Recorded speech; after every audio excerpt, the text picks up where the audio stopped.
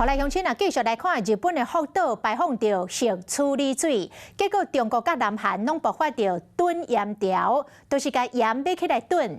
啊，讲日前有网友到连锁超市发现台湾有民众咧抢买盐，讲台盐的产品甚至互抢买了了。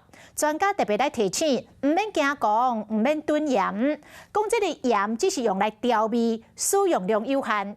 以世界卫生组织的所规范的标准来看，那是直接用福岛核电厂所排出来的水来做盐，安尼就逐工拢爱食444公斤，才会超过标准。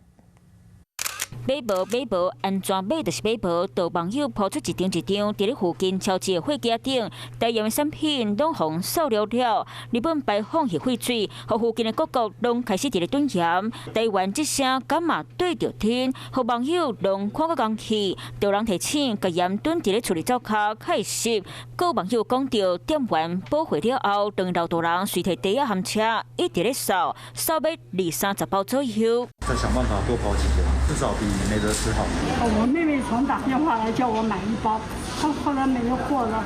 来看连锁超市货架顶，可是无看到台盐产品。不过东海大学应用物理系讲到，虽然喘是轻的单位数，不过为海水提炼盐的过程内底，都已经甲水含杂质过滤掉，海盐内底基本都已经无水含喘。就算逐工食福岛核处理水提炼的海盐，一工买食444公斤，才会超出 WHO 的规范标准。不过以医学上来说，我们知道我们海鲜会吃比较大量，可是盐巴我们是为了调味，只吃一点点，所以其实如果说那盐巴里面氚对人体的影响又更加少。盐的风波为中国、韩国一路烧到台湾，全国呼吁免囤货，让大家着切惊。